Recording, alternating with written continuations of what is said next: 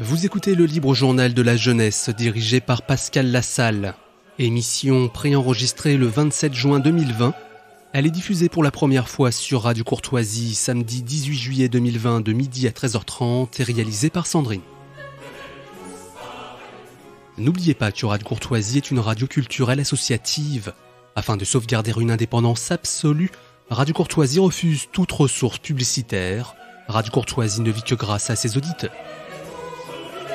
Aidez-nous à demeurer libres. Rendez-vous sur soutenir.radiocourtoisie.fr et accédez à l'ensemble de nos archives à partir de 5 € par an. Exceptionnellement, vous ne pourrez pas intervenir au cours de cette émission car elle a été préenregistrée, mais vos lettres seront les bienvenues. Notez bien notre adresse, Radio Courtoisie, 61 boulevard Murat, 75 016, Paris.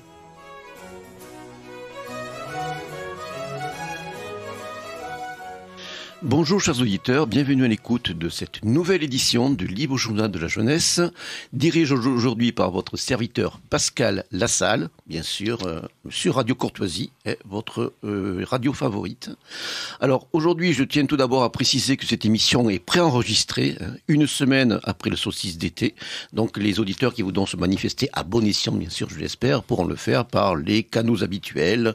Bon, une bonne vieille manuscrite, ça fait pas de mal, et ça reste fidèle en quelque sorte une certaine tradition, sinon les moyens permis par la technique moderne, un bon courrier électronique, donc à destination de votre animateur et au sujet de l'invité du jour. Alors, l'invité du jour, c'est quelqu'un qui est de retour en tout cas dans ce studio dans le cadre de mon émission, quelqu'un que j'avais reçu avec Feu Emmanuel Ratier en 2011 dans le cadre de son libre journal de la résistance française.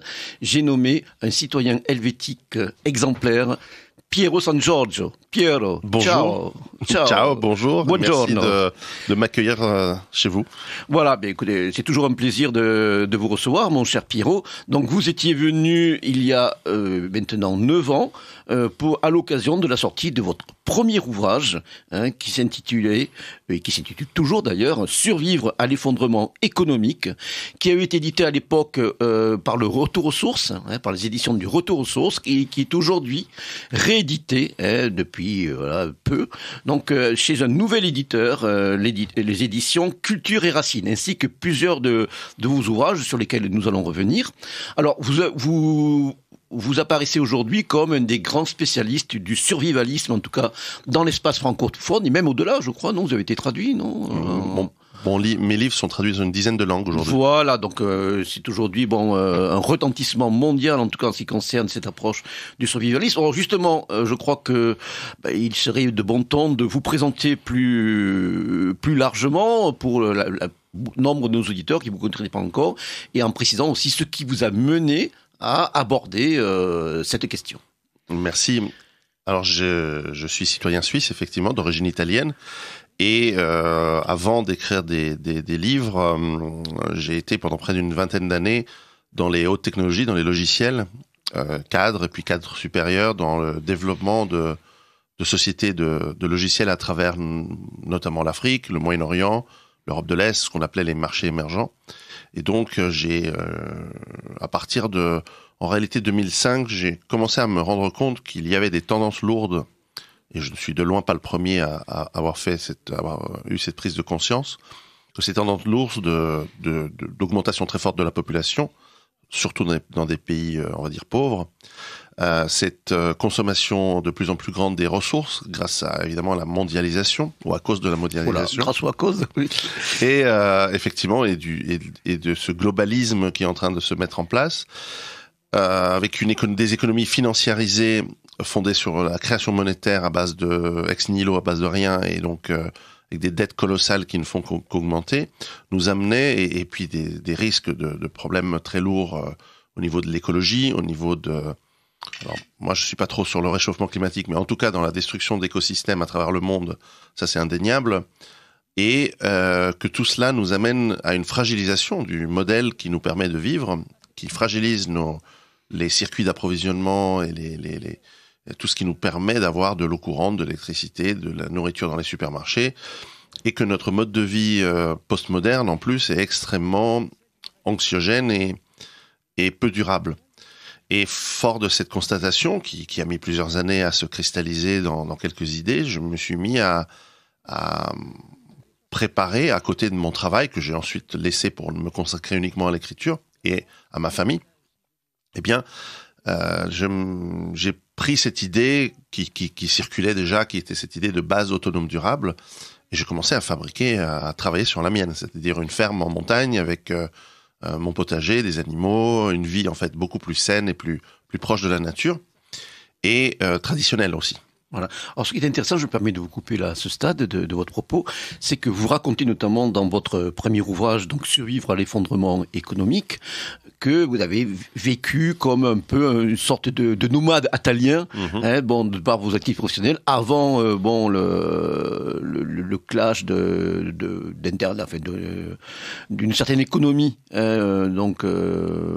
mondialisée, enfin, au début des années 2000. Vous avez vécu en tant que cadre internationalisé, avec énormément de voyages, un très bon niveau de vie sur le plan matériel. Enfin, vous avez vécu vraiment, voilà, cette vie de nomade italien, de véritablement d'acteur de cette mondialisation. Aujourd'hui, donc, vous avez largement perçu plus que les limites. Donc, en fait, quand voilà, vous pouvez parler en connaissance et vous avez surtout fait ce revirement, quelque chose existentiel, vers une autre voie qui vous semble beaucoup plus appropriée, autant de dissolution et de déraison que nous vivons actuellement. Poursuivez, mon cher. C'est vrai. Et puis, cela nous m'a amené fort de cette expérience, et surtout, je crois, d'une capacité à structurer une pensée qui était un petit peu protéiforme à cette époque, dans ce qui est devenu mon premier livre, Survivre à l'effondrement économique, et qui a eu un très fort succès, qui d'ailleurs a commencé ici dans ce studio il y a près de 10 ans. Ouais. Je me souviens très très bien. Et ce livre qui a eu un succès très fort, on est à plus de 200 000 copies vendues rien qu'en français, en langue française, sans parler des traductions, effectivement, qui vont du russe à l'italien, à l'anglais, au turc, à l'arabe, au polonais. Le polonais est sorti cette semaine, et d'autres, le roumain et d'autres langues également. Et puis j'ai poursuivi, fort de ce succès, sur peut-être peaufiner ces concepts et ces techniques, qui sont en fait des solutions que l'on peut adapter en fonction de ses moyens, en fonction de ses capacités, en fonction évidemment de sa situation professionnelle ou familiale, et qui sont flexibles et qui sont aussi très pragmatiques et peu dogmatiques. Et ça, c'est peut-être mon côté suisse qui est très pratique. Oui, puis après votre équation personnelle, on va voir qu'elle se retrouve d'ailleurs dans votre dernier ouvrage. Et donc j'ai poursuivi ce travail avec un deuxième livre qui s'appelle Rue Barbare, survivre en ville, qui est très très d'actualité aujourd'hui, avec ce qui se passe entre les iconoclastes qui déboulonnent des statues et les différentes conflits ethniques, certes manipulés, mais enfin qui nous rappellent quand même des violences pas si lointaines dans notre histoire. Et donc beaucoup de gens se posent la question de devoir éventuellement quitter les villes, ou alors, s'ils devaient rester, comment maximiser un petit peu leur résilience. Voilà, donc un ouvrage que vous avez coécrit avec un autre blogueur survivaliste, Vol Ouest. Vol Ouest, qui est quelqu'un de vraiment très très bien. Et j'ai poursuivi avec un troisième livre qui était plutôt orienté sur la gente féminine, afin d'essayer de comprendre pourquoi elle ne semblait pas s'intéresser à ces thématiques. Et j'avais donné dans ce livre, qui s'appelle Femmes au bord de la crise, j'avais donné, après une première partie d'analyse, dans une deuxième partie, une grande place à une trentaine de femmes, de jeunes femmes de tout âge, de toute orientation politique et autres, afin qu'elles expliquent pourquoi elles étaient dans cette démarche finalement de résilience, d'autonomie, de gain de liberté. Et c'est un livre qui me tient à cœur, qui n'a pas eu un grand succès d'ailleurs, mais que je vous conseille également.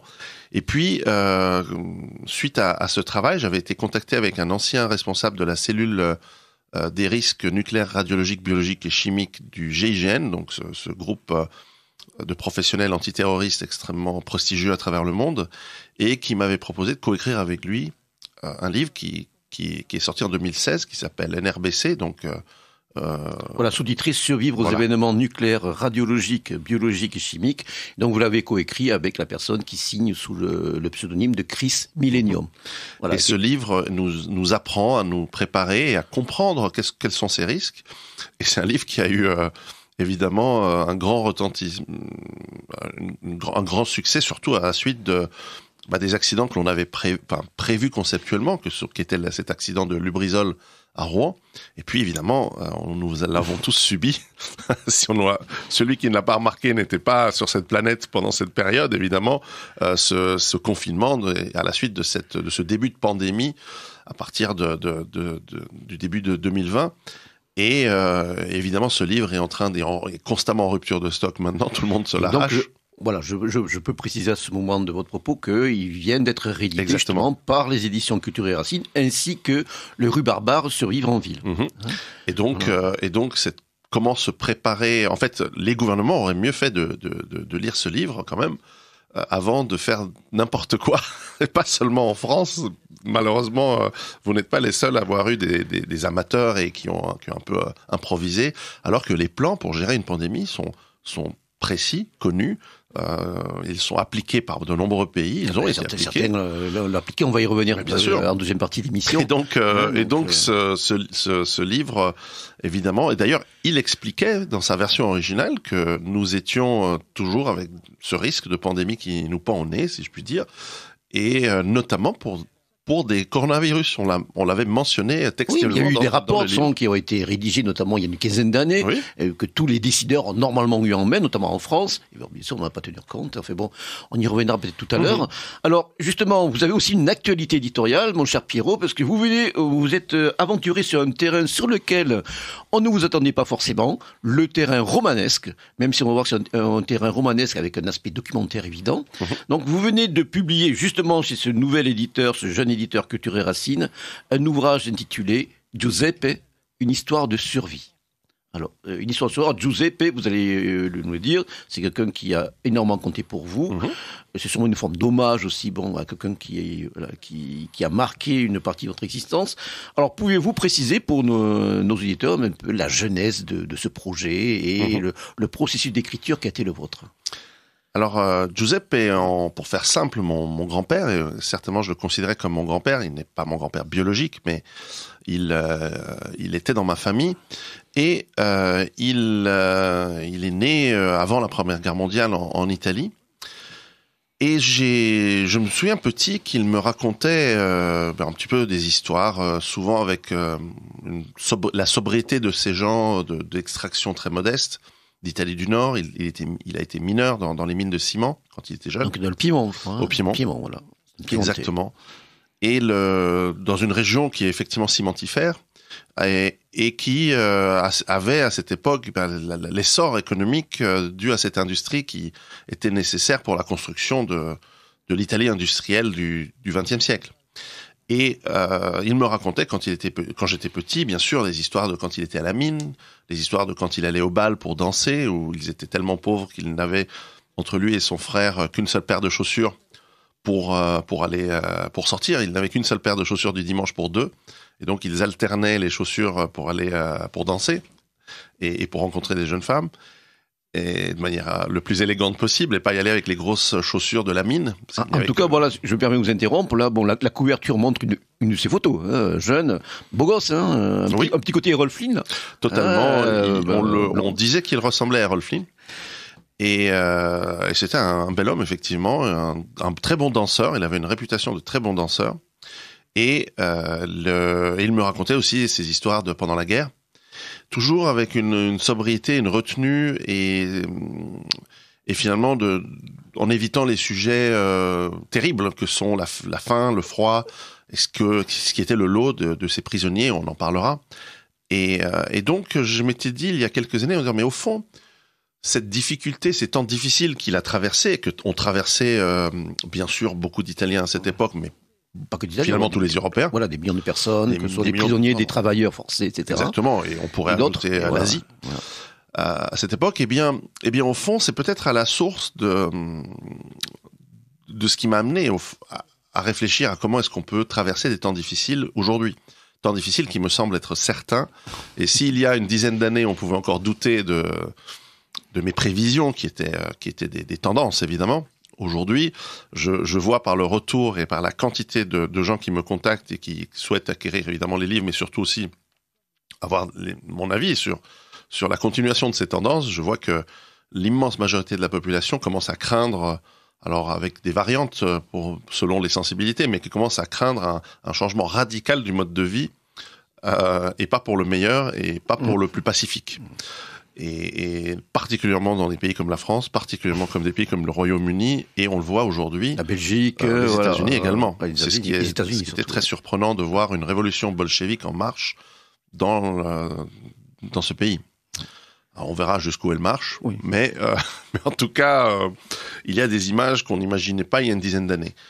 Et donc c'est probablement là la source de ce travail. Alors je m'y suis mis, évidemment la première chose que j'ai faite c'est de prendre des notes, mais aussi d'aller voir les gens de ma famille qui sont encore vivants, ma maman, des oncles, enfin des grands-oncles ou des grandes tantes, et ou même des gens du village.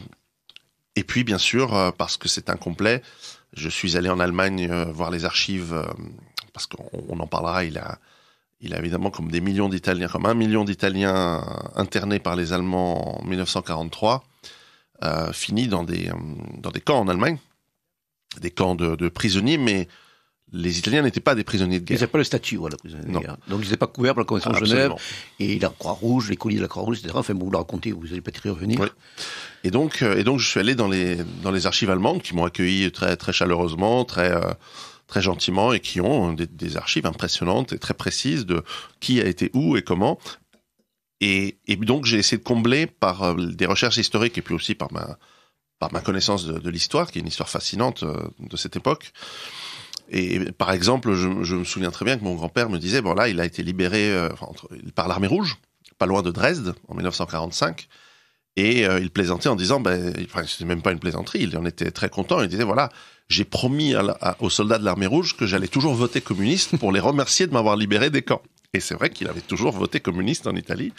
Et j'explique dans le livre que c'était en fait l'effet escompté par Staline, en traitant correctement les prisonniers italiens qui étaient libérés, alors que l'Italie avait déclaré la guerre à l'Union soviétique en 1941. Donc les prisonniers ont eu quelques jours d'angoisse en se disant, bon, on quitte les camps allemands, mais peut-être pour finir dans des camps russes. De Karib dans ce qu'il a, quoi. Exactement. Ouais. Et d'être traité encore plus mal. Et donc j'ai comblé ces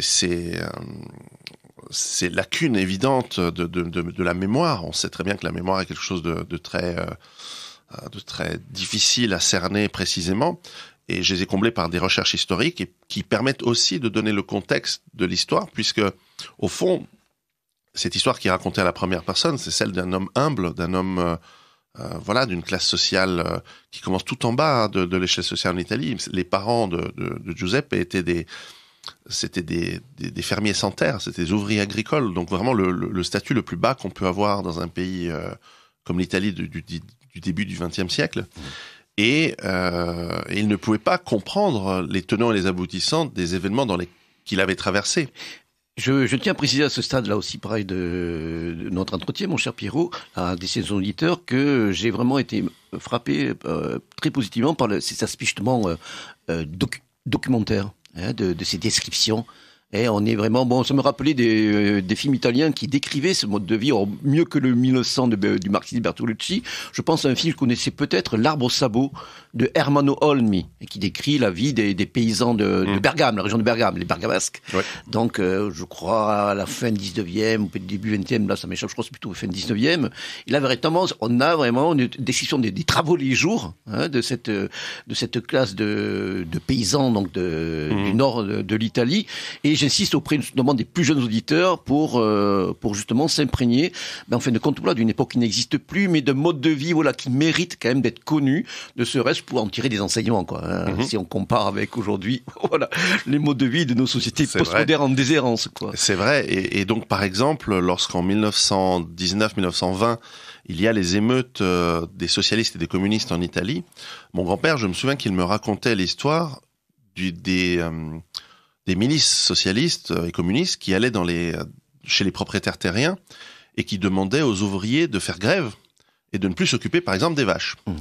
Or, alors les ouvriers étaient entre une ferveur revendicative et un petit peu la pression face à des communistes qui arrivaient armés, hein, ils arrivaient avec des fusils, eh bien ils disaient bon d'accord, on va pas s'occuper des vaches. Donc les vaches finissaient par mourir, les ouvriers agricoles finissaient par ne plus avoir de travail, et le propriétaire terrien, lui, il avait suffisamment de moyens pour tenir une année ou deux, et éventuellement se racheter un troupeau pour l'année suivante, pour recommencer son activité agricole, ces grands propriétaires terriens typiques de l'Italie. Et puis, et donc mon grand-père me disait, ils étaient idiots, parce que finalement, ces gens se sont retrouvés au chômage. Donc en écoutant les communistes, ils se sont retrouvés au chômage et ils disaient c'est pas pour rien. Vous précisez, ce sont des gens venus de la ville, auxquels les réalités de la vie agricole, de la vie paysanne échappent en grande partie. Exactement. Quoi. Sans parler de l'aveuglement idéologique, bien sûr, qui était leur. Et il explique que c'est donc pour ça que les industriels, les propriétaires terriens ont financé et accueilli finalement la mouvance fasciste, par exemple, qui a émergé à cette époque-là. Évidemment, mon grand-père ne connaît pas Mussolini, ne connaît pas. C'est un petit. Voilà, c'est pas un politique. C'est pas un politique. C'est pas quelqu'un qui réfléchit. Voilà, pas du tout. C'est vraiment l'italien entre guillemets de base, mais c'est pas, je veux dire, enfin, l'italien, le paysan de base du nord de l'Italie. Bon, c'est pas péjoratif bien sûr de dire ça, mais c'est ça aussi. C'est intéressant, c'est le reflet aussi, d'une humanité, enfin d'une partie du peuple italien, qui était quand même largement représenté durant cette période tragique, hein, et parfois qu'on oublie, par rapport à d'autres profils, parce que je reviendrai. Donc c'est ça aussi qui moi m'a vraiment séduit. C'est ce reflet un peu de cette existence. Et pour donner le contexte, pour que le lecteur comprenne pourquoi il se passe certains événements, j'ai évidemment utilisé ma licence poétique pour inventer des personnages qui tournent autour du personnage principal et qui, eux, par leur parcours à eux, commentent et explique. Par exemple, on a l'un des camarades de combat, un des militaires qui est dans leur même régiment et la même compagnie que Giuseppe. Eh bien, lui, c'est un étudiant de Turin. Et en tant qu'étudiant de Turin, lui, il a une perspective peut-être plus intellectuelle, plus informée aussi, parce qu'il lit des journaux. Mon grand-père ne lit pas des journaux. Et qu'il donne les exemples et certains... C'est lui qui cite Antonio Gramsci. Exactement. Voilà, parce que mon grand-père n'a évidemment aucune idée de qui est Gramsci. Alors qu'un étudiant de Turin de la même époque, lui, en a entendu parler, et il peut dire que Gramsci finit dans une île en confine, en résidence surveillée. Ouais. Alors que mon grand-père n'aurait aucune idée, évidemment, de ce que c'est que l'idéologie marxiste, de ce que c'est que même l'idéologie fasciste. Ce sont des gens qui travaillaient... la théorie de la guerre culturelle, etc. Voilà. Et donc c'était un travail hybride, et c'est pour ça que ce n'est pas une biographie, c'est un roman, et d'avoir pu ou de même quand l'Italie perd la guerre, change de camp le 8 septembre 1943, bien les soldats italiens qui étaient Giuseppe à ce moment-là ne pouvaient pas savoir ce qui se tramait dans les et donc là il a fallu mettre dans des notes de bas de page et dans un commentaire que j'ai fait, une postface assez copieuse, très éclairante, expliquer et c'est ce drame qui s'est joué, drame tragicomique à l'italienne évidemment, parce que il y a eu des cafouillages incroyables, des erreurs de communication vraiment avec des résultats dramatiques pour les soldats italiens qui ont fini dans des camps en Allemagne. Et même certains, ça n'a pas été le cas de l'unité où était mon grand-père, ont été purement et simplement massacrés par les Allemands, notamment le massacre de Cefaloni. Exactement. Il y a un film d'ailleurs dont le nom échappe sur le moment avec Nicolas Cage. Je sais pas si vous l'avez vu ce film. La mandoline du capitaine Corelli.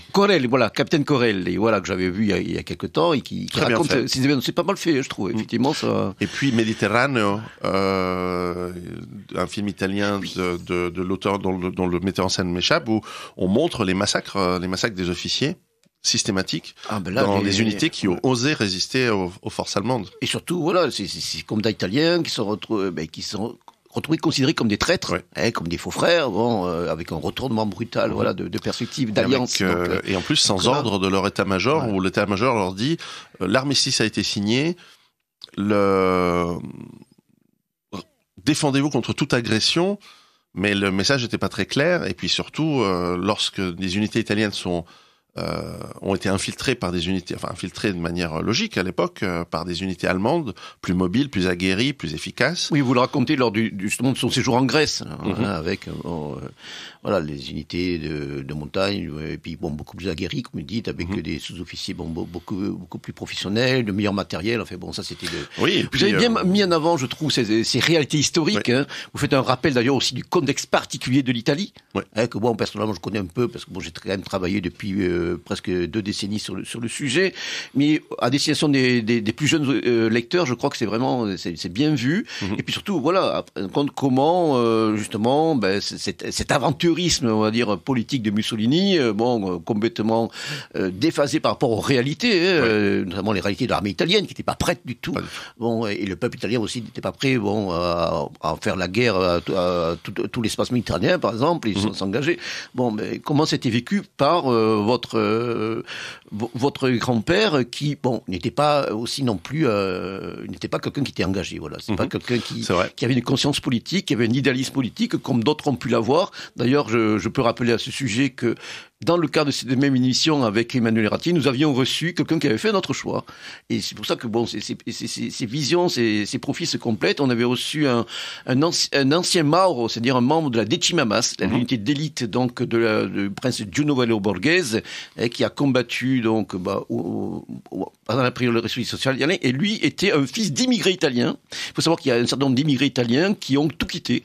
Parce que là, bon, pour eux, c'était per l'honneur d'Italia, pour l'honneur de l'Italie, et ils ont fait ce choix de tout plaquer. Même souvent, certains d'entre eux étaient des fils d'antifascistes italiens émigrés et qui sont allés combattre donc dans la fleur de leur vingtaine, voire plus. Donc c'était Carlo Alfredo Panzaraz que nous avions reçu avec Emmanuel Ratti et qui avait édité, donc qui était de Trieste et qui avait édité d'ailleurs un très bel album qui s'appelait Les Volontaires de France, Volontari di France, des French. Voilà, mais pour ça, pour montrer qu'il y avait, moi c'est vrai que j'étais jusqu'à maintenant plus sensibilisé, à des personnes qui se sont engagées à bon ou à tort ou à raison, vous voyez, d'un côté comme de l'autre, qui est, bon, par rapport à des choix essentiels, mais votre livre a le mérite aussi de montrer que, bon, mais c'est, comme toujours d'ailleurs, on parle souvent des résistants ou des collaborateurs ou de ceux qui étaient un camp l'autre, ils ont toujours constitué une minorité.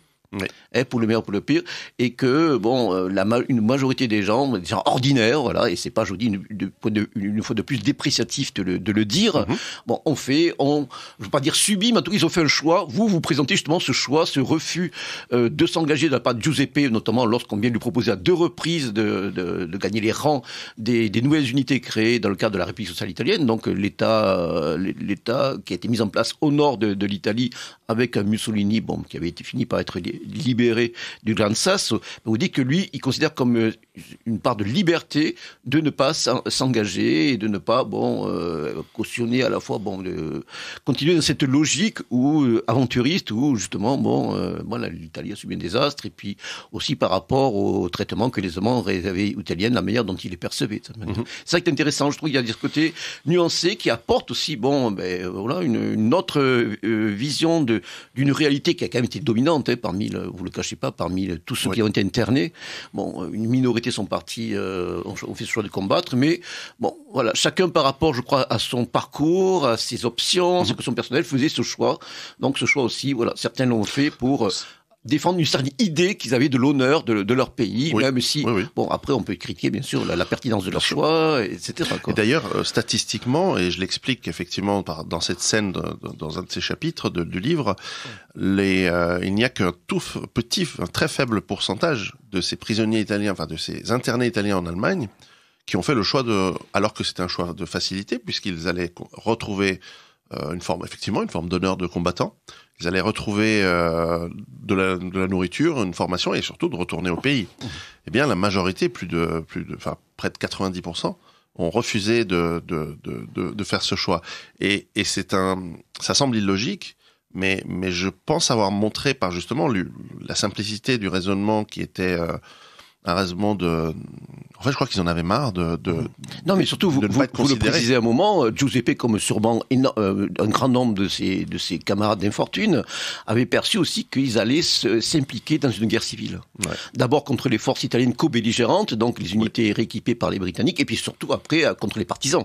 De quelque bilan qu'ils fussent, qu'ils fussent communistes, royalistes.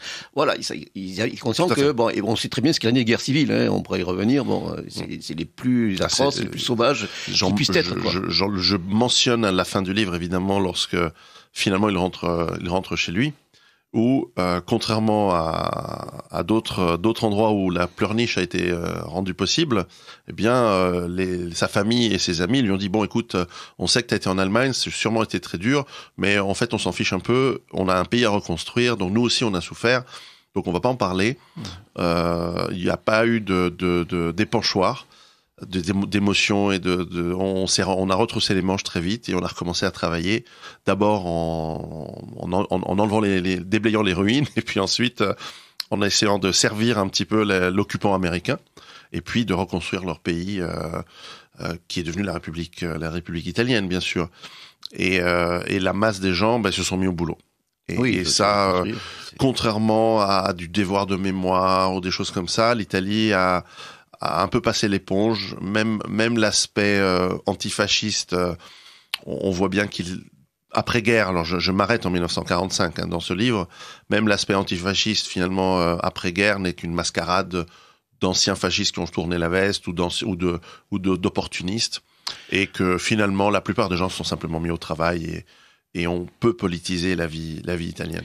Oui, de toute façon, on sait très bien aujourd'hui avec le recul que ce régime fasciste était encore bien vu. On se rappelle des compliments par exemple de Churchill avant l'intervention de l'Italie donc en Éthiopie. C'est vrai. Et Mussolini n'aurait pas tenté ses aventures militaires en Éthiopie, en partie pendant la guerre d'Espagne et surtout bien sûr pendant la fatale Seconde Guerre mondiale. Il serait pas considéré comme un dirigeant, mais comme vous d'ailleurs vous le précisez, et là je veux dire c'est la réalité qui s'est reproduite. Il a modernisé un pays récent, un pays d'ailleurs dont vous montrez aussi la diversité. Vous précisez que, par exemple, d'après les compagnons d'infortune de captivité de Giuseppe, il y a tous les dialectes qui sont parlés, le sicilien, notamment le sergent sicilien, vous faites des citations de dialectes.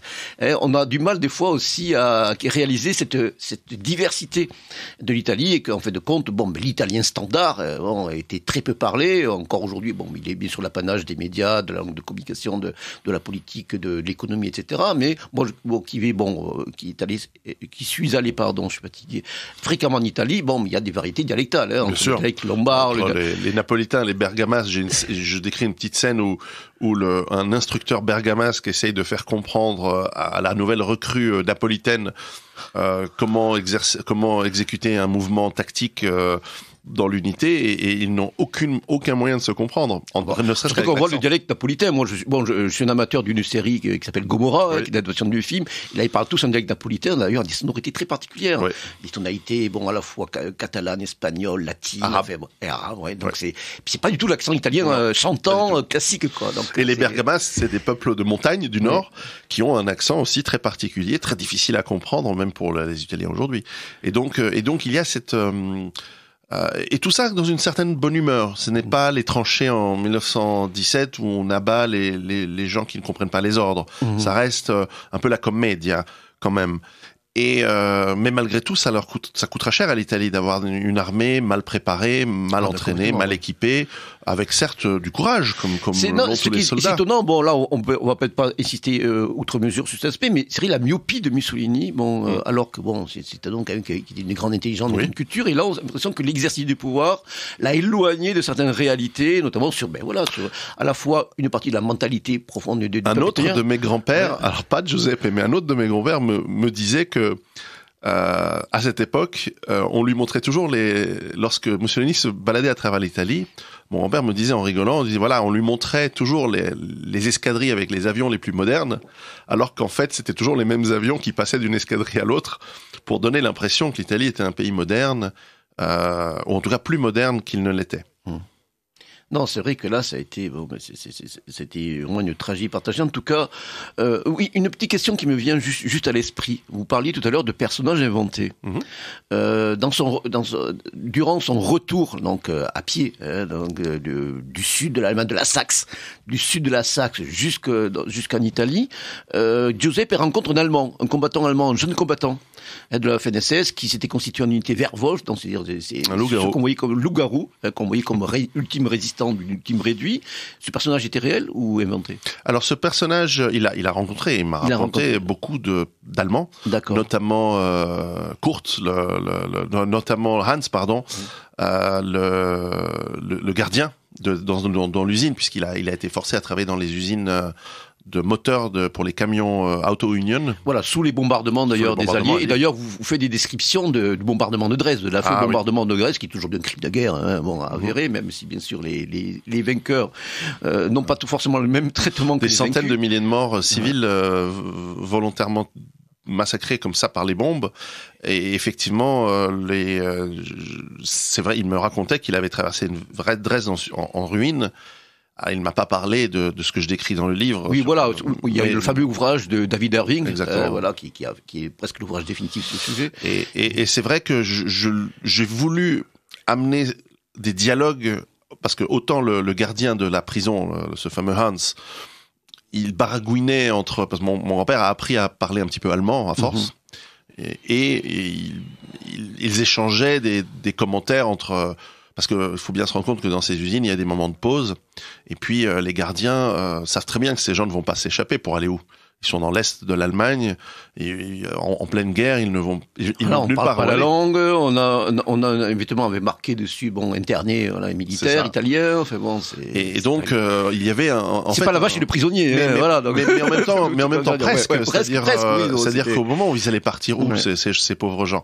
Et donc, il y avait un certain relâchement, d'autant que ces gardiens étaient souvent des personnes qui étaient des vétérans de la Première Guerre mondiale, et souvent pas vraiment aptes à combattre sur le front. Oui, c'est les troupes de l'arrière. Exactement.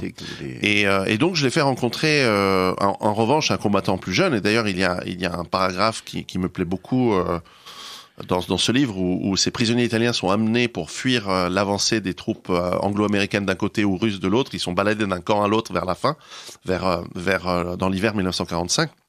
Et à un moment ils croisent des unités de Waffen-SS très jeunes. Presque des jeunes adolescents encadrés par des vétérans et des vétérans qui ont ce regard de ceux qui sont allés en enfer et qui sont revenus et qui encadrent ces jeunes extrêmement motivés qui chantent, issus de la jeunesse hitlérienne, donc qui sont fanatisés, qui chantent et qui vont vers Berlin, en direction de Berlin pour participer à la bataille de Berlin qui est imminente. Et qui vont vers une mort certaine entre le combat et les camps soviétiques. Ils vont mourir. Et on voit ces gens qui défient la mort. Donc, il y a ce contraste avec les prisonniers italiens qui sont exténués, qui sont, après presque 2 ans de camp avec une très faible quantité et qualité de nourriture. Eh bien, on a ce contraste entre les derniers Allemands, c'est comme ça que je les appelle, qui vont mourir, qui vont à la mort certaine, et on a ces survivants italiens qui essayent, surtout à cette époque où il n'y a absolument plus aucune distribution de nourriture, le système logistique allemand a été complètement pulvérisé par les bombardements allemands, plus personne ne s'occupe de personne, c'est là où la majorité des gens dans les camps sont morts, dans les dernières semaines de la guerre. Et effectivement, quand ensuite, libéré par les soviétiques, il va finalement, pour peut-être la première fois de sa vie, se révolter, et il va décider de ne plus subir, de ne plus obéir, de ne plus suivre le mouvement, la masse. On a aussi une petite impression, enfin bon, c'est une impression qu'il y a jusqu'à ce moment-là un petit côté un peu malgré nous, quoi. Oui. Dans le fait que, mais comme des millions de ses compatriotes, il a été mobilisé pour un conflit dont les tenants et les aboutissants lui échappaient, sans parler, de la prise de conscience ou après le constat que, l'armée n'était pas préparée, qu'ils n'étaient pas préparés du tout. Donc, il y a ce côté-là, et puis effectivement, là, à partir de ce moment-là, dans ce moment vital, en fin de compte, on est dans la phase de survie. Il y a déjà eu une phase, de survie dans les conditions de vie en camp. J'explique les petites habitudes que l'on prend très rapidement dans le camp pour essayer de ramasser le petit morceau de pain supplémentaire, la petite pomme de terre dans la poche. Un petit peu, mettre de côté. C'est tout à fait pathétique, mais et triste. Mais c'était ça ou mourir. Oui, et puis surtout, c'est ça que vous inquiétiez à la fin dans votre postface, un petit peu de savoir si vous avez réussi à rendre ça bien. Bon, vous n'avez pas vécu ces conditions, ni moi d'ailleurs. Je trouve que vous êtes assez bien arrivé. Hein, et je ne sais pas pour vous flatter de dire ça, mais vraiment, c'est un exercice qui n'est pas facile. Hein, mais essayer de ressentir, comme vous le dites aussi, vous avez eu recours à des témoignages d'autres je pense modestement que c'est un peu dans cette optique-là, parce que c'est un livre que j'ai hâte de faire lire à mes enfants. C'est un livre qui est en plus très adapté, parce que le langage et je pense que vous l'avez remarqué, n'est ni vulgaire, ni cru. Bon, c'est à la première personne, il y a une sobriété dans le langage. Et puis j'ai beaucoup aimé aussi votre découpage, un petit chapitre court, relativement court même pour les plus longs d'entre eux. Donc je trouve aussi c'est bien, il y a un bon rythme. Ça donne un bon rythme au récit sans que ça puisse paraître. Je pense que c'est un livre qui est tout à fait accessible à des adolescents qui veulent en plus voir une histoire assez... Je veux dire que j'ai été influencé, je pense, par la 25e heure de Virgil Gorgio. Ah oui, puis magnifique de son cinématographique avec Anthony Quinn. Hein. Oui. Donc, clairement, j'ai trouvé, en écrivant le livre, ça m'a rappelé ce livre que j'avais lu adolescent et pour lequel il y a un parallèle évident de l'homme fétu de paille emporté par le courant de la grande histoire. Mm-hmm. Et donc, effectivement, lorsque mon grand-père Giuseppe finit par se révolter et fuir la hiérarchie renaissante au sein puisque les officiers ont été réintégrés avec les soldats. Vous montrez qu'il y avait, c'est quand même aussi ces différences de classe au sein de l'armée, comme, en partie dans le monde, sauf dans la Waffen-SS qui était beaucoup plus égalitaire. Mais c'est vrai que vous montrez que, cette distance, et puis lorsqu'ils reviennent au dernier moment, puis qu'ils commencent à avoir des velléités de canaliser les choses, d'ordonner, mais il y a pas d'adhésion, quoi. Non. Et notre monde, quoi. Et les soviétiques, finalement, comme ils avaient distribué des laissez-passer et des certificats de libération à ces prisonniers libérés, en l'occurrence en avril 1945, eh bien, mon grand-père à un moment dit « Mais moi, est-ce que je suis obligé de rester là ?» Et l'officier soviétique qui était là lui dit « Non, en fait, vous restez là si vous voulez, et nous, on s'occupera de vous. » Un peu, mais on a autre chose à faire. On a une guerre à finir et puis on doit réorganiser la nouvelle Europe.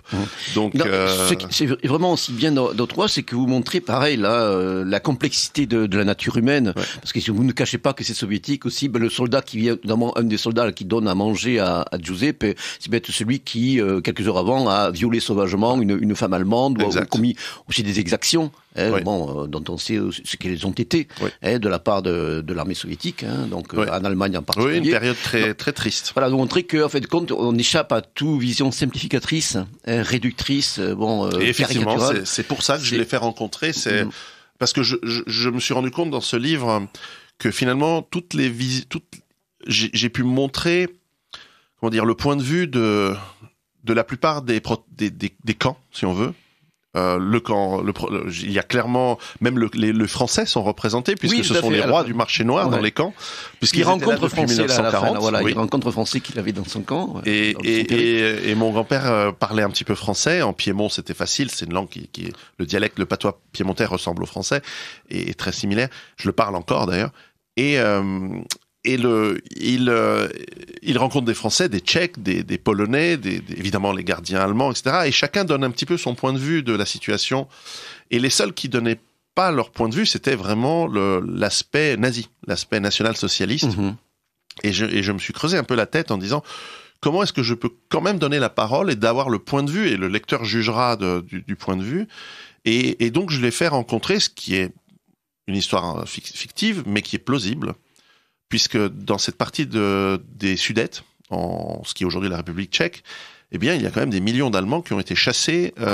C'est cette épuration dont on parle peu. C'est cette première grande épuration ethnique sur le continental. Et on voit que ces minorités qui vivaient depuis presque 1000 ans, dont l'implantation datait du Moyen-Âge, de cette manière. Et qui ont dû fuir ou mourir. Là, c'était vraiment la valise et le cercueil. Comme quoi, la rémigration, c'est une question de volonté. Quand on veut, on peut. Parce que là, les Allemands, ils ont été remigrés de force de Pologne, de Silésie, de Prusse et effectivement des Sudètes. Des millions d'Allemands ont dû fuir en quelques jours.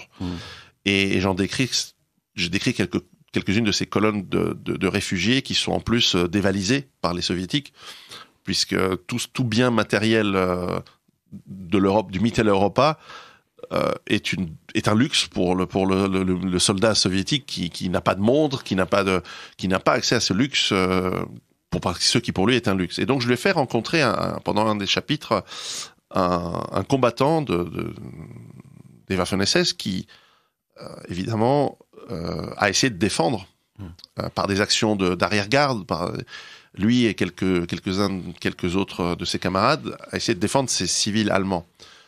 Et a permis leur fuite, et se retrouve blessé, seul survivant de son unité, dans une grange, et il tombe nez à nez avec mon grand-père. Alors il y a évidemment le moment de tension où l'un a son pistolet, l'autre a un bâton, et qui va tuer qui? Et puis finalement il passe la nuit à parler, à baragouiner entre un Allemand qui a quelques notions d'italien par son enfance, et puis un Italien qui a quelques notions d'allemand apprises dans les camps. Et je fais une sorte de petit dialogue entre la vision nationale-socialiste du conflit, parce qu'il me paraissait honnête de la donner, une vision que je ne partage pas, hein, mais enfin le lecteur pourra en juger, et puis la vision d'un homme simple qui, à ce moment-là, malgré toutes ses souffrances et toutes les horreurs qu'il a vues, surtout à Dresde, finalement n'en veut plus aux Allemands, et n'en veut pas, et n'a plus et n'a pas d'arrière-pensée de haine ou de volonté de vengeance, et finalement il commence déjà à oublier. Et parfois on dit toujours ni pardon ni oubli. Parfois l'oubli et le pardon sont quand même des choses importantes à mettre en œuvre, et là je vois que ça commence très vite, parce qu'il n'a jamais eu il m'a toujours parlé en bien de l'armée rouge quand j'étais petit. C'était un trait avec beaucoup d'humour. Mais il ne m'a jamais parlé en mal des Allemands. Voilà, il n'y a pas eu pas senti de ressentiment, de ton vindicatif par rapport. Et je voulais expliquer un peu ça. Et j'ai imaginé une rencontre. Alors évidemment, c'est fictif, mais j'ai imaginé cette rencontre pour qu'ils se rendent compte aussi de la souffrance des Allemands dans les années 20, qui ont amené au choix politique des années 30. Écoutez, moi je peux vous dire, le modeste historien de formation que je suis, qui s'est aussi intéressé à cette période, notamment lors de ses années universitaires, je peux vous dire que vous êtes bien arrivé. Enfin, en tout cas, au niveau des éléments de langage, du vocabulaire, des propos que tient ce jeune Allemand, on reconnaît, aujourd'hui il y a des travaux en plus maintenant sérieux, les travaux de Johann Chapoutot par exemple, qui a beaucoup travaillé sur les textes. On voit que le propos, le vocabulaire employé, la rhétorique est authentique, elle est convaincante, quoi. Il y a une parfaite authenticité. Donc et de manière brute, et pas caricaturale. Parce qu'aujourd'hui, petit, dans mon enfance, comme j'imagine vous aussi et beaucoup de nos auditeurs, nous avons vécu dans une période où l'allemand de la Deuxième Guerre mondiale était soit vu avec ridicule, je pense à La Grande Vadrouille. Et j'allais le dire.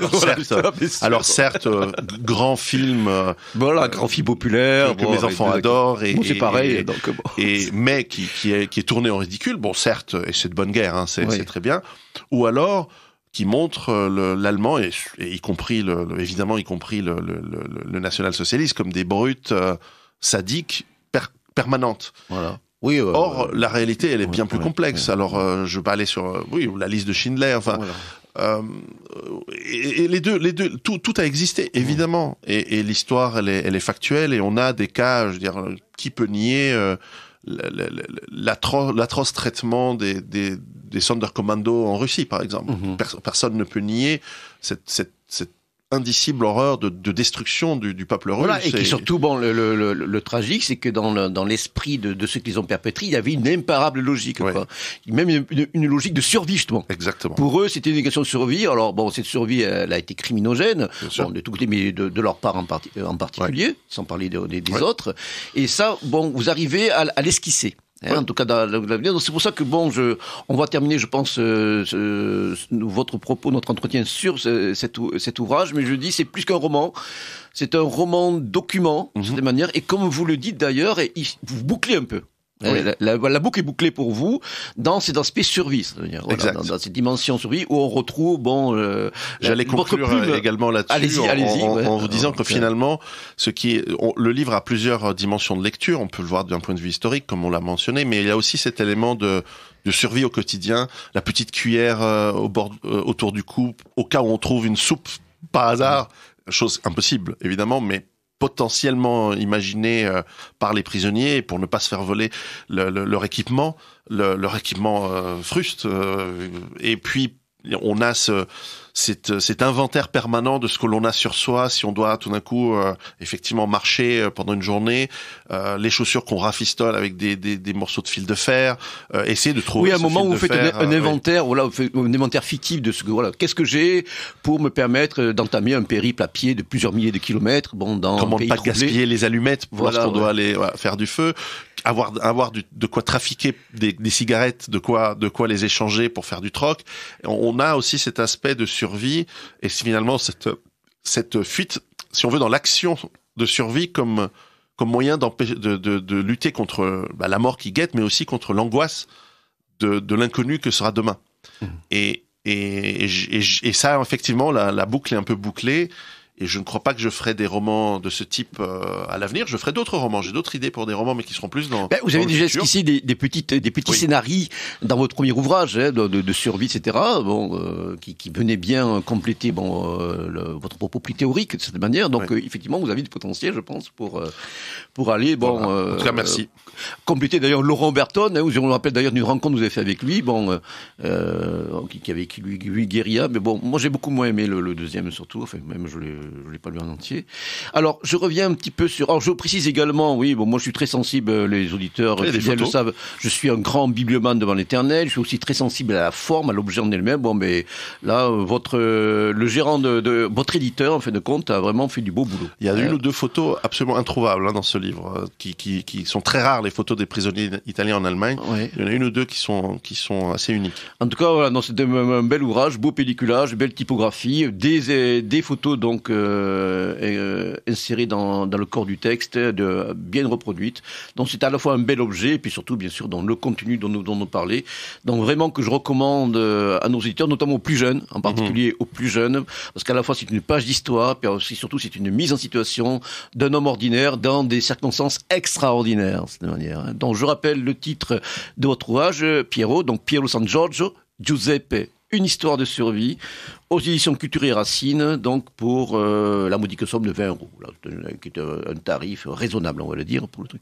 Alors, on fait un petit peu la liaison avec justement la survie. Aujourd'hui, vous apparaissez aux yeux d'une partie de l'opinion, plus ou moins bienveillante d'ailleurs. Je parle de la critique comme un des grands théoriciens du survivalisme, non seulement de l'espace francophone, mais bien au-delà, parce que comme vous l'avez précisé, vous avez été traduit dans de nombreuses langues.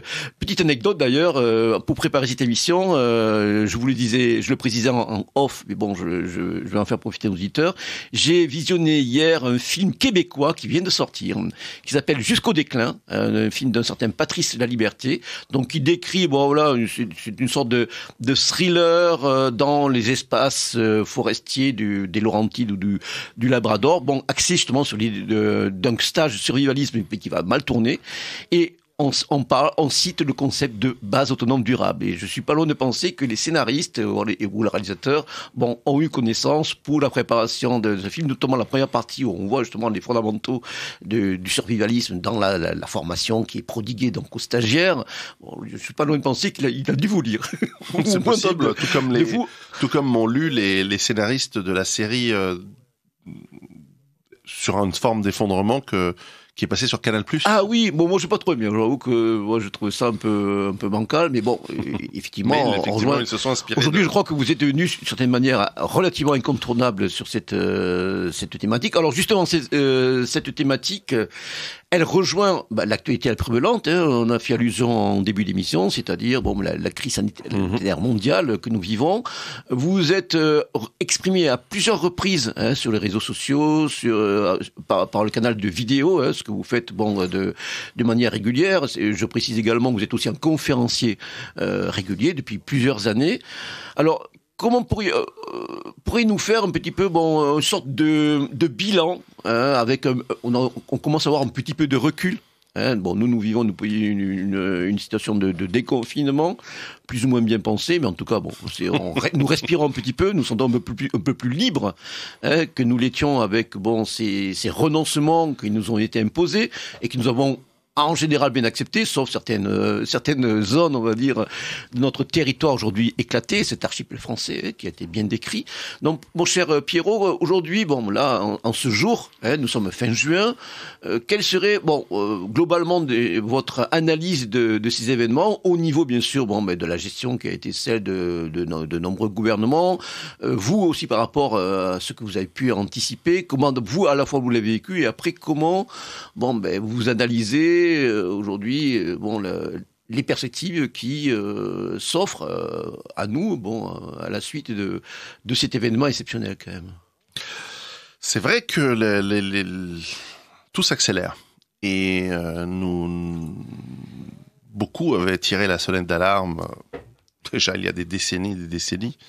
Mais clairement, cette convergence dont on parlait tout à l'heure entre crise de surpopulation et avec les migrations qui vont avec, crise économique, accentuée de manière considérable par le confinement, en Occident en tout cas, dans les pays qui l'ont mis en place, avec ces impondérables que sont les épidémies, alors exagérées, un petit peu encouragées, à voir. Mais en tout cas... Certains en tout cas... ont essayé de capitaliser sur ce moment. Il y a toujours, quel que soit aussi les hypothèses en plus sur la genèse de ce virus. Je ne me prononcerai pas. Moi non plus. Que ce soit un virus naturel ou pas, il est évident que certains gouvernements ont pris en fin de compte la mesure de ce moment pour en fin de compte faire, notamment sur le plan législatif et liberticide, de l'exceptionnel. L'ordinaire. On n'arrête pas le progrès de ce côté-là. Ouais. Le progrès vers la tyrannie, il avance. Et donc, on a vu ces dernières années, en plus, avec ces émeutes qu'il y a aux États-Unis et qui essayent de faire tache d'huile, y compris en France, dans votre beau pays, nous voyons avec cet iconoclasme délirant. Délirant. Il y a une hystérie.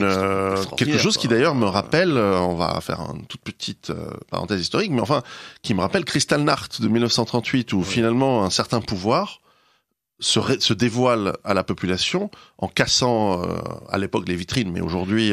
Oui, alors que là, c'est pas vraiment... Enfin, c'est un pouvoir qui n'est pas institutionnel. C'est un pouvoir occulte. Oui. On a aussi après, tout le déchaînement, on va dire, de fureur destructrice qui a été généré par la Révolution française. Au niveau qui est la matrice du totalitarisme moderne. Ou la guerre civile espagnole, du côté républicain, du côté notamment en ce qui concerne tout ce qui représentait l'Église. Et là, on a un avertissement de gens qui sont certes une minorité, qui sont encore désorganisés, mais quand même avec des financements, avec des riches sponsors, et qui nous donnent comme message qu'ils n'accepteront rien d'autre que notre pure et simple élimination. Je crois que c'est clair. Élimination notamment, non seulement physique, mais de toute notre culture et toute notre histoire. Du passé, ils vont faire table rase. Le programme est révélé, il est évident, il se montre à nous dans toute sa petitesse, à la différence que par rapport aux bolcheviks de 1920 où des combattants d'Espagne, ils ont 30 kilos de muscles en moins et qu'ils sont plutôt protégés par les institutions et la police, ce qui est étonnant. Sans parler du pouvoir médiatique, qui les protège. Et donc, ça ajoute en fait un élément déstabilisateur en plus à ce que nous avions décrit, les crises de pénurie de pétrole, qui arrivent, qui maintenant c'est imminent. Autant il y a 10 ans, on pouvait encore se poser la question puisqu'il y avait ces ces pétroles de schiste, en tout cas des sources d'énergie non conventionnelles qui commençaient à venir. Aujourd'hui, et notamment par la faillite bien avancée de cette industrie de pétrole bitumineux et de schiste aux États-Unis, qui a bien avancé, on se rend compte qu'on risque un choc pétrolier dans pas très longtemps, peut-être l'année prochaine. Et que toute cette convergence de problématiques, cette convergence de catastrophes, comme aurait dit Guillaume Fay, exactement, nous y sommes. Et donc c'est le moment ou jamais pour que ceux et celles qui se préparent individuellement, en famille, avec des amis, en communauté, peu importe, accélèrent un petit peu leur préparation et leurs préparatifs, leur formation, l'accumulation de certains outils indispensables pour tenir le coup. Tenir le coup dans une période où qui va être très incertaine et dont on ne sait pas l'intensité des crises qui arrivent, ni la durée. Et ça, c'est c'est en fait la situation paradoxalement est beaucoup plus facile et plus claire aujourd'hui qu'il y a 10 ans lorsque je sortais mon premier livre, car aujourd'hui la menace elle est présente, on la voit, elle est visible, on peut la sentir. Alors à moins d'être perdu dans un beau quartier d'une grande ville et d'être suffisamment à l'aise pour ne pas voir les problèmes, l'immense majorité de la population aujourd'hui les sent, les voit et peut même les toucher. Alors qu'est-ce que vous préciseriez par exemple justement dans cet ordre d'idée à ceux qui notamment certains dans notre mouvance se sont un peu gaussés de tous ceux qui dès le début donc de cette crise, enfin en tout cas en France, bon elle a surtout été patente dans la deuxième moitié du mois de mars, se sont gaussés peut-être un peu facilement, sûrement facilement, de tous ceux qui ont fait des stocks, qui sont partis dans un trip, bon, qui qualifient de survivalistes et qui disent aujourd'hui, ben regardez, le système il n'a pas craqué quand même. Bon, malgré tout, il y a une certaine résilience aujourd'hui, bon, du système capitaliste, du système bon avec, ben en tout cas, voilà, il n'y a pas eu de pénurie, bon, il n'a pas eu d'émeutes généralisées qui ont fait exploser, donc. Qu'est-ce que vous leur diriez? Parce que certains se sont un peu gaussés de ça. Oui, alors d'abord, ce que je leur dis et ce que j'ai toujours dit à tout le monde, c'est réfléchissez par vous-même et faites ce que vous voulez. Oui. Moi, je suis pas votre papa, je suis pas là pour vous dire quoi faire. Je vous donne des exemples et des exemples que je vis personnellement, que je fais moi-même. Et ensuite, vous faites ce que vous voulez, vous verrez bien. Alors, je remarque quand même que la plupart des gens ont commencé ces dernières années à prendre des cours de combat, d'apprendre à se défendre, parce qu'ils ont quand même remarqué que, y compris dans les beaux quartiers, je prends l'exemple de Paris où nous sommes, y compris dans les beaux quartiers, comment la faune locale commence à beaucoup changer. Oui. Et que les petites déprédations qui avant n'étaient que dans certains quartiers commencent à être partout, commencent à se faire partout. Donc déjà, j'ai remarqué un changement. On se sent pas vraiment protégé efficacement par les forces de l'ordre aussi. Non, à moins d'être dans les zones clés du pouvoir. Ouais. Et encore, combien de temps peuvent-elles durer en cas de gros problèmes? L'année dernière, on a quand même eu des hélicoptères prêts à évacuer un certain personnel politique. Ouais. Donc, la situation est tendue. Économiquement, c'est vrai, nous avons eu de la chance. Cette crise, en tout cas ce confinement, n'a pas duré suffisamment longtemps, n'a pas été suffisamment intense. Il n'y a pas eu... heureusement, ce virus n'a pas été suffisamment mortel pour causer des peurs amenant à la cessation des flux d'approvisionnement de biens principaux, de biens essentiels. Oui, à ce propos, est-ce que vous avez vous-même fait la comparaison avec une autre pandémie, mais que une partie de l'opinion publique a oublié? Moi, je pense à mes parents, notamment cette fameuse grippe de Hong Kong. Qui 1950. Non, 68, 69. 68. Voilà, et qui a fait, alors je cite de mémoire le chiffre, avec toute réserve, je crois qu'il avait fait à peu près 65 000 morts, pratiquement le double des victimes attribuées au coronavirus en France. Personne s'en souvient. Parce qu'on n'a pas confiné, parce que tous les soirs, il n'y a pas un monsieur chauve qui nous faisait son speech pendant 45 minutes, anxiogène, avec... Faut se méfier des gens chauves. Voilà, tout à fait. Nous espérons la méfiance, mon cher Pierrot. Donc, effectivement, ça a été perçu comme à la fois une grippe, un peu plus violente, à la fois un peu plus contagieuse, un peu plus meurtrière que les grippes saisonnières habituelles, mais on n'a pas arrêté les pays pour ça. Bon, il y a eu, bien sûr, des ports de masques, il y a eu des arrêts de travail, etc., notamment dans certains secteurs de la vie économique. Mais on n'a pas confiné, on n'a pas arrêté l'économie, et surtout l'idée de mort, ce que j'ai expliqué à certains interlocuteurs lorsque j'ai parlé, était mieux accepté par nos grands-parents.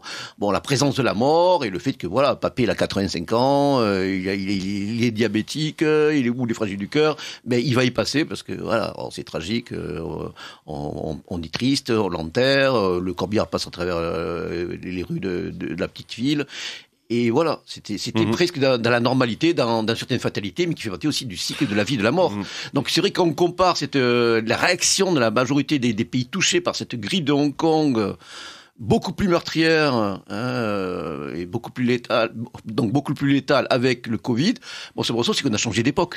Comment vous analysez? On a changé d'époque. La médiatisation est omniprésente. Ouais. L'information, elle est excessive. Et je crois que nous avons aussi un mode de vie qui nous rend plus fragiles et plus facilement anxieux. Et c'est pour ça que mon prochain livre sera sur la gestion de la peur et de l'anxiété. C'est le livre sur lequel je travaille en ce moment depuis pas mal d'années déjà. Et il faut apprendre, il faut apprendre à se détacher un petit peu de tout ça. On va en parler, mais vous allez voir. Il faut apprendre à se détacher de ces médias omniprésents. Quant au fait de se gausser de la préparation, moi je pose simplement la question, c'est que je pense qu'on a été dans tous nos pays à pas loin de la rupture des circuits d'approvisionnement. Et il faut se réjouir que ça n'a pas été le cas. On a surtout pensé au début. Au tout début, voilà. On a vu les comportements de certains consommateurs, voilà, dans les supermarchés, les stocks qui ont été faits, à plus ou moins bon escient d'ailleurs. Bon. Non, c'est sûr que quand je voyais les gens courir acheter des tonnes de papier toilette.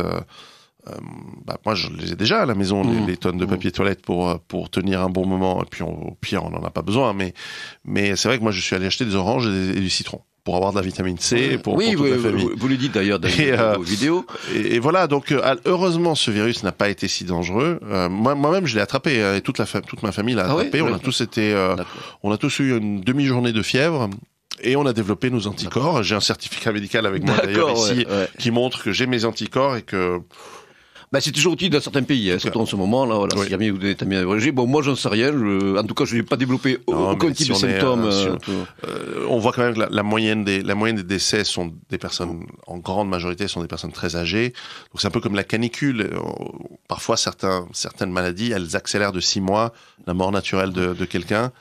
Et bon, mais à vrai dire, pour être honnête, en février, nous ne pouvions pas savoir que la mortalité allait finalement être si basse. Il y a eu un moment de doute. On voyait des images de Chine avec des cercueils qui s'accumulaient. Et puis il y a eu quelques oiseaux de mauvais augure, notamment comment s'appelle cet expert, ce soi-disant expert britannique, je crois, le nom m'échappe, où on parlait de chiffres. Un petit peu exagéré ces chiffres. Voilà, un peu beaucoup même, mais bon. Mais quand bien même ces chiffres étaient vrais, quand bien même la mortalité allait être de 1% de la population, il faut regarder les pieds sur terre. 1% de mortalité sur peut-être 18 mois, ce n'est rien du tout. Et surtout, c'est rien du tout. Et surtout, on prend pas la peine de comparer avec d'autres raisons de mortalité. Voilà, que ce soit les AVC, que ce soit le cancer du poumon, que ce soit d'autres pathologies ou même des accidents de la vie, des accidents de travail, des victimes d'accidents de la route. Enfin, si on s'amusait à faire un comparatif presque quotidien ou hebdomadaire, on s'apercevrait que on dédramatiserait en tout cas pour Et donc je n'ai pas très honnêtement, je n'ai pas une critique très forte à faire sur les autorités sanitaires et politiques quant à on va dire leur choix d'être très prudents à un certain moment. Ils ont été très nonchalants avant une certaine date et très prudents à partir d'une autre. Je crois qu'en France, c'est à peu près au moment des municipales. Avant les municipales, il fallait aller au théâtre et aller voter. Et le lendemain, c'était malheureux, vous allez tous mourir, qu'est-ce que vous faites? Rentrez chez vous. Et vous savez qu'en ce qui concerne la France, le problème aussi essentiel réside ailleurs, dans l'impréparation, dans l'irresponsabilité, je crois que malheureusement, et c'est terrible de le constater, c'est qu'aujourd'hui on voit les pays du tiers-monde, y compris africains, comme le Sénégal, le Kenya et autres, qui... Alors, j'ouvre une parenthèse. Nous en parlions dans NRBC, pardon, parce qu'il est sorti aux États-Unis, donc j'ai un peu l'habitude de le prononcer en anglais, le titre. Et tous les États ont des plans en cas de pandémie. Ils ont des documents préparés depuis des dizaines et des dizaines d'années, qui sont peaufinés, qui sont réglés chaque année. Et lorsque effectivement l'alerte est donnée, et moi j'ai évidemment comme beaucoup des entrées au sein des forces militaires, des forces de l'ordre, qui déjà 1 ou 2 semaines avant le confinement se préparaient à agir, à mettre en œuvre le plan de pandémie. Plan de pandémie qui est à peu près le même dans tous les pays, parce que la pandémie est la même, et qui a été d'ailleurs mis en place en Corée du Sud, au Japon, en Taïwan, Singapour et dans les grands pays aujourd'hui avancés, parce que nous ne sommes plus dans le peloton de tête malheureusement. Et ce plan, en gros, dit il faut fermer les frontières pour éviter que la propagation n'arrive. Déjà, idéologiquement, ça pose problème dans beaucoup de pays. Mais ensuite, c'est simplement identifier, dès qu'on a des gens avec des symptômes, les tester et surveiller tous les gens avec qui ils ont été en contact dans les jours précédents. Alors, c'est un grand travail, c'est difficile, puisqu'il y a des transports publics, il y a des transports où on peut se propager très facilement. On l'a su, on le sait tous aujourd'hui. Bon, heureusement, on a eu un peu d'éducation sur ce point. Et puis, on n'arrête pas l'économie. Il n'est jamais question de faire de confinement. Ça n'existe nulle part, cette idée de confiner les gens. Ou alors, on a vu que ça... Prenez comme exemple la fameuse peste de Marseille en 1720, je crois. 1720, c'est pas la même chose. Non, mais je veux dire, même, ça n'a pas été vraiment efficace. Et puis, nous ne sommes pas dans les mêmes conditions. Alors que là, donc, il faut imaginer la scène où nous avons des dirigeants de nos pays, j'inclus la Suisse dans cette critique, Ce n'est pas que pour vos éminents porte-parole du gouvernement. C'est pour moi qui vous blâmerai de l'équipe. Non, mais soyons justes. Ouais. Eh bien, il y a un moment où, en début mars, une sorte d'état-major sanitaire, militaire se réunit et on amène aux autorités, que ce soit le président de la République en France ou le Conseil des ministres, ou en Suisse le Conseil fédéral par exemple, ou en Angleterre le cabinet du Premier ministre, peu importe. Et les autorités disent voilà le plan, il est rodé depuis 15 ans, on sait quoi faire, il suffit de signer et on le met en place. Et là, tous les pays occidentaux, quasiment tous, comme un sommel, disent oui, non, finalement on va improviser. Parce que c'est ce qu'ils ont fait. Et c'est pour ça qu'un jour on nous dit oui, non mais les masques sont pas utiles, et puis le lendemain ah oui, malheureux, si vous n'avez pas de masque, vous allez avoir une amende, il faut rester chez soi, vous pouvez prendre le métro, mais surtout pas aller dans la forêt ou sur la plage. Donc absurdité. Ça c'est un symptôme de non seulement d'incompétence, mais d'impréparation et surtout d'improvisation. Oui, et puis bon, dans le cas français, il y a aussi un ADN égalitariste, niveleur, uniformisateur, c'est tout le monde à la même enseigne et pas de jaloux, pas de ressentiment de la part des hommes. Donc effectivement, on va envoyer un hélicoptère de gendarmerie à 3 000 € l'heure de vol, pour verbaliser ou traquer le promeneur dans les Vosges ou au bord de la plage, quoi. Sur la plage. Alors ça n'était pas le cas, ça n'a pas été le cas chez nous en Suisse, mais cette impréparation et surtout cette improvisation était flagrante.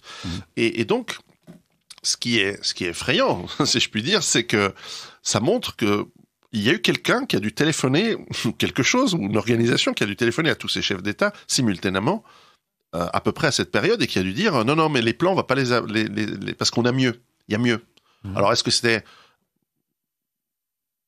cette improvisation, est-ce que c'est parce que derrière on a sous la main la volonté d'un vaccin, la volonté de contrôle? Donc, vous faites allusion au lobby pharmaceutique, pour bien sûr, pour le dire. Bien sûr. Voilà. Donc les enquêtes doivent être faites. Ouais. Cela dit, mais c'est vrai qu'on a pu constater, en tout cas, en France, des conflits d'intérêts pratiquement avérés, au niveau, gouvernemental, entre, des membres du gouvernement et des acteurs de Big Pharma. Parce qu'en fait, on a amplifié les effets. Et encore une fois, on pouvait pas être certain à cette époque que ce n'était pas quelque chose de très très grave. Alors, pour l'approche survivaliste, c'est que, à la limite, que le système s'effondre ou pas, dans cette crise-ci, ou alors parce que l'économie a tellement été fragilisée que l'effondrement il est dans 6 mois ou dans 1 an. Notre point de vue, c'est que à la limite, peu importe, notre stratégie est la même. Nous avons de quoi tenir, nous avons de quoi mettre en place de la résilience, de l'autonomie, ce qui, quand bien même tout allait bien, entre guillemets, je mets 14 guillemets au terme bien. Oui, bien sûr. Eh bien, avoir de l'autonomie, c'est avoir un petit peu plus de liberté que le système aimerait nous imposer. J'ai toujours insisté dans nos ouvrages là-dessus, je pense que c'est fondamental. Absolument. L'autonomie et la condition de la liberté, au sens qui doit être le sien, qui doit être le sens de ce mot. Oui, et cette liberté qui nous fait de plus en plus défaut, on en perd un peu comme dans 1984, parce que la sémantique change. Les conditions de vie sont trop confortables pour la plupart des gens en réalité. Et donc nous n'avons plus le sens du combat et de la difficulté qui nous fait ensuite savourer les choses vraies et bonnes de la frugalité, vie. Quoi. L'amitié, les contacts humains, la chance que l'on a d'avoir à manger, un repas. Et ça nous ramène à des situations difficiles du passé, évidemment que l'on ne connaît plus, heureusement. Mais il y a aussi cette volonté, cette tentation qui est inhérente à l'État, et particulièrement dans certains pays, je suis mon regard, vers la dictature omniprésente et le contrôle totalitaire, allant jusqu'à la pensée, allant jusqu'à ce qu'on a le droit de dire, ce qu'on a le droit de penser, etc. Alors là, nous y sommes déjà depuis longtemps. Un petit moment, ouais. Et là, ce que compatriote appelait la post-démocratie, Eric Werner, là, qui est déjà venu de cette émission et dont les écrits aussi sont visionnaires. Et donc, le survivalisme, c'est aussi se sortir de tout ça. C'est aller avoir une attitude de la vie qui nous donne un petit peu de liberté, qui nous donne une liberté de penser, qui nous donne une liberté d'agir, parce qu'on est capable de le faire en étant un petit peu plus autonome, un petit peu moins dépendant des flux, un petit peu moins dépendant des circuits et du système qui est en fait infantilisant et En plus, vous le signalez notamment dans votre premier ouvrage, dans le versant culturel, c'est-à-dire en fin de compte nous laver l'esprit de cette colonisation mentale, donc que nous subissons à divers titres depuis déjà plusieurs décennies.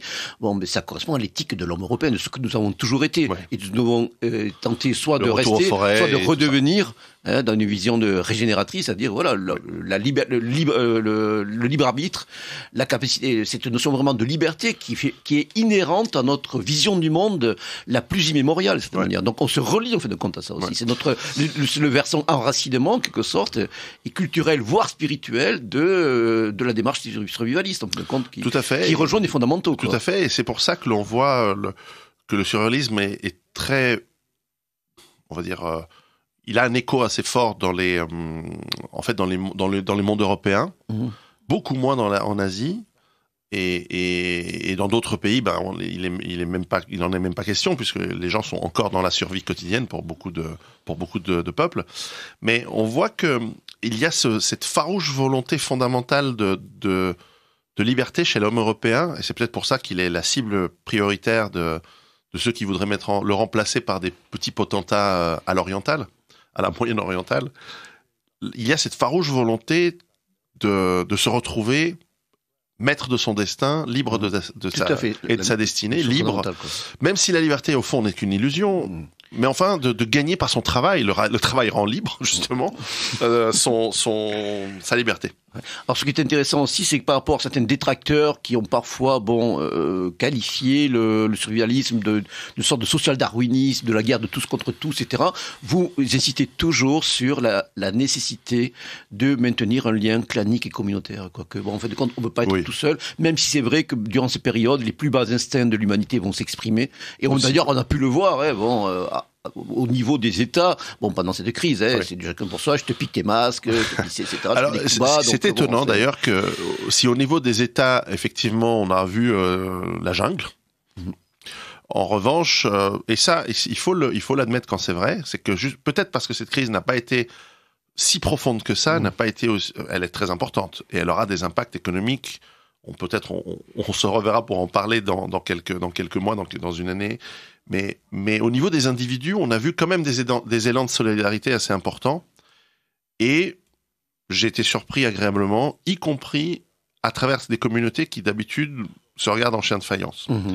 J'ai pu voir, en tout cas pas qu'en Suisse, mais j'ai pu voir dans pas mal d'endroits, finalement des gens. Ça a été mon cas, et je le dis en toute modestie, c'est rien d'exceptionnel. Il se trouve que j'avais beaucoup de stocks de masques parce que j'avais prévu que ce genre de choses pourrait arriver. Et puis une fois le confinement arrivé, on n'en avait plus besoin. Et donc j'ai pris quand même une partie de mes stocks et je les ai amenés au petit hôpital en bas de la vallée. Et voilà. Et puis je me suis proposé s'ils avaient besoin si vous avez besoin de quelqu'un pour porter les cadavres, je suis là. Alors ils m'ont dit non, ça va aller. Forcément, en Suisse, on a une surcapacité hospitalière de dingue. D'ailleurs, on a accueilli beaucoup de malades venant d'Allemagne et de France, mais ce qui a aussi changé un peu les statistiques, mais c'est très bien. Et ça, c'est de bonne guerre, si je puis dire. Et cette solidarité, je l'ai vu avec mes voisins, je l'ai vu en ville, je l'ai vu avec des gens qui avaient le sourire, solidarité qui a totalement disparu une fois qu'on a déconfiné. Alors là, c'était chacun pour soi, en train de rouler à nouveau sur les routes en klaxonnant. Le retour au monde d'avant, quoi. Le retour au monde d'avant a été fulgurant, avec des embouteillages stressants, avec à nouveau on a vu récemment des combats communautaires à la Kalachnikov entre Tchétchènes et autres. Bref, on a vu un retour du naturel au galop, mais je dois dire que j'étais agréablement surpris que pendant ce confinement, même si par exemple le fait d'applaudir les soignants à la même heure tous les soirs est totalement ridicule, ça part d'un assez bon sentiment. Et autant le bon sentiment après l'acte terroriste où on allume des bougies et non seulement contre-productif mais complètement idiot, autant dans la situation que nous avons traversée, il avait du sens et on a recréé un petit peu de lien social. Et certes petit, mais c'était quand même bien. D'accord. Bon, le moment est venu pour moi de faire mes petites chroniques mensuelles rapides. Après, on reviendra un petit peu pour rappeler, mon cher Pierrot, donc vos ouvrages qui ont été réédités très récemment par ces nouvelles éditions Culture et Racine. Alors, quelles sont les lectures que je vais vous proposer aujourd'hui? Tout d'abord, le nouvel ouvrage de quelqu'un qui fut notre invité durant cette période de confinement, donc l'ancien universitaire Paul-Georges Sansonetti, donc spécialiste des mythes et des symboles, qui vient de publier aux éditions de La Forêt, éditions de La Forêt, donc animé par Pierre Vial de l'organisation de Terre et Peuple, le Graal d'Apollon. Donc il revient sur cette figure du Graal qu'il avait déjà abordé au début des années 80 dans Graal et Alchimie, à la lumière de la tradition primordiale, donc de toute l'école de la pensée traditionnelle et des symboles fondamentaux de notre science sacrée, pour reprendre le titre d'un ouvrage de René Guénon, dans le sillage duquel il se trouve de cette manière. Voilà, il se réclame. Donc Paul-Georges Sansonetti, le Graal d'Apollon, pour ceux qui ont aimé notamment son intervention et en quelque sorte le message qu'il véhicule déjà depuis plusieurs décennies, aux éditions de La Forêt, donc disponible sur le site de ces mêmes éditions. Alors il y a également, concernant le confinement, le confinement a généré pas mal de petits écrits, de journaux de confinement plus ou moins pertinents et narcissiques. Il y en a un qui échappe un petit peu à cet écueil. Il s'agit de celui qui a été rédigé par Thierry Emmanuel Garnier IER, qui n'est autre qu'un éditeur marseillais qui préside aux éditions Arca, et qui édite énormément d'ouvrages en rapport avec l'ésotérisme, la symbologie, les mythes, etc. Donc toute cette approche d'une certaine connaissance. Et lui, qui est un grand fan, si je puis dire, du professeur Didier Raoult, a rédigé un journal intitulé Coronavirus, journal d'un confiné, signes des temps et cycles cosmiques, préfacé justement par Paul-Georges Sansonetti, dont j'ai chroniqué l'ouvrage presque à l'instant, et qui a été notre invité il y a quelques mois. Et c'est un ouvrage intéressant parce qu'en fin de compte, c'était aussi un petit travail de mémoire récente, en quelque sorte, d'histoire récente, où on rappelle quelques pendules à l'heure. On rappelle ce qu'ont été les errements, pour le dire gentiment, de nos gouvernants, et cela éclairé par justement des textes de la pensée traditionnelle ou de tirés de certains écrits saints ou sacrés. Donc parmi toute la gamme, je pense, des journaux qui ont été publiés, c'est sûrement un de ceux qui est le plus recommandable. Donc Thierry Emmanuel Garnier, Coronavirus, journal d'un confiné, signes des temps et cycles cosmiques, aux éditions Arca, donc Arca, A-R-Q-A, préfacé par Paul-Georges Sansonetti, et que l'on peut se recouper par contre là sur le site de l'éditeur, A-R-Q-A, édition Arca. Alors mon cher Pierrot, je reviens brièvement vers vous pour annoncer, rappeler plutôt les titres des ouvrages que vous venez de publier ou qui viennent d'être réédités. Donc tout d'abord votre roman réussi, dont nous avons longuement parlé en début d'émission, Giuseppe, une histoire de survie, aux éditions Culture et Racine, pour la somme modique de 20 €. Ensuite, réédition de 3 de vos ouvrages, notamment le premier, celui qui a marqué dans quelque sorte au moment de sa première publication il y a 9 ans, Survivre à l'effondrement économique, toujours aux éditions Culture et Racine. Ensuite, celui que vous avez coécrit avec le blogueur survivaliste Vol West, intitulé Rue Barbare, Survivre en ville, toujours aux éditions Culture et Racine. Et enfin le dernier, là aussi qui est d'une actualité quand même brûlante, notamment en ce qui concerne le volet, on va dire, bactériologique ou biologique de cette crise, c'est celui que vous avez co-signé avec Chris Millennium, cet expert du GIGN, du groupe d'intervention de la gendarmerie nationale, NRBC, Survivre aux événements nucléaires, radiologiques, biologiques et chimiques, aux éditions Culture et Racine. Je crois que je peux préciser que le deuxième ouvrage, Rue Barbare, a été remis à jour, je crois, avec un cahier photo. Oui. Avec 30 pages supplémentaires et en plus une trentaine de pages de photos couleurs qui ajoute, et puis le texte a été légèrement remanié partout pour le mettre à jour, donc c'est une vraie nouvelle édition, un petit peu augmentée comme on dit, oui. Mais et qui en plus, par le fait d'être édition, évite de l'acheter au marché noir, car malheureusement ces livres se trouvent à des prix stratosphériques en début d'année. Oui. Oui, malheureusement, c'est vrai qu'il y a souvent une certaine spéculation sur les ouvrages épuisés. Là, je me rappelle aussi là des ouvrages de l'invité que j'ai cité, le précédent invité pour Joseph Sonetti, ou d'autres qui atteignent souvent des niveaux stratosphériques. Bien, mon cher Pierrot, je vous remercie vraiment vivement nous en fait l'honneur et le plaisir de revenir dans ce studio, donc qui est aussi le vôtre. Vous êtes toujours c'est un grand plaisir. Grazie mille. Grazie mille de nada. Et c'est moi qui vous donne rendez-vous, chers auditeurs, donc pour de nouvelles aventures métapolitiques à l'écoute de ce livre journal de la jeunesse le mois prochain, livre journal qui restera estival. Au revoir.